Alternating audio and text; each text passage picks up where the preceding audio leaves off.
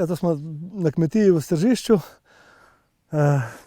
Ukvarjam se z govedorejo, vzrejo bikov in telic za meso. Svoje cajte nazaj sem imel tudi plemenske svinje, tega že 10 let nimam.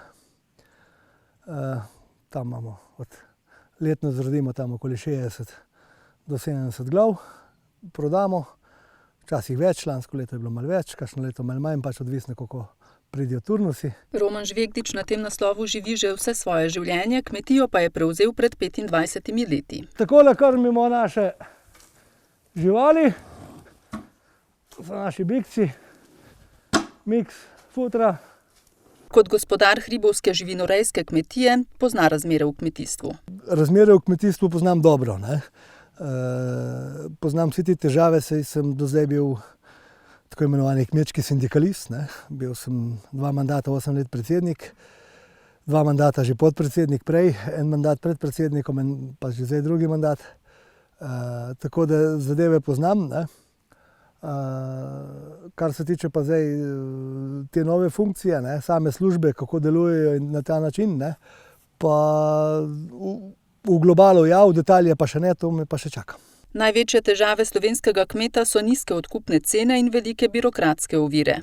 In to ljubezen do slovenske zemlje, do slovenskega kmetijstva, se pravi to, kar so nam privzgojili starši, da ljubimo to zemljo in da jo bomo dali tudi naslednikom, kjer jih ima, jaz ga pač nimam, ne. Tega v bodoče bo seveda pri mlajši generaciji zelo malo, ne. Mlajša generacija bo gledala izključno ekonomski interes, kar je nenazadnje tudi prav, ne.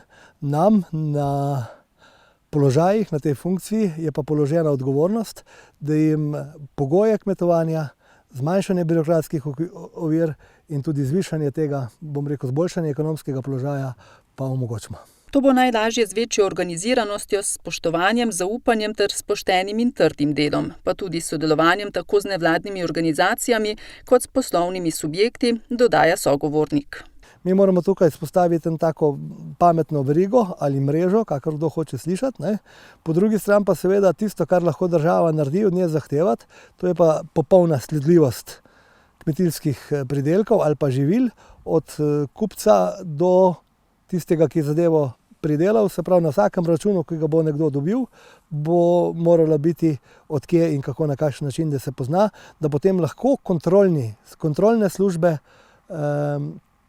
to preverijo, ali je na teh naših policah res vse tako slovensko, domače, pristno, kakor nas zdaj v tem trenutku zavajajo ali pa bombardirajo trgovci.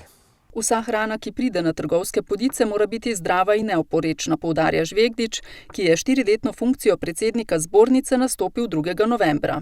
Kmetijsko-gozdarska zbornica Slovenije je sicer z nekaj manj kot 106 000 člani največja nevladna kmetijska organizacija pri nas.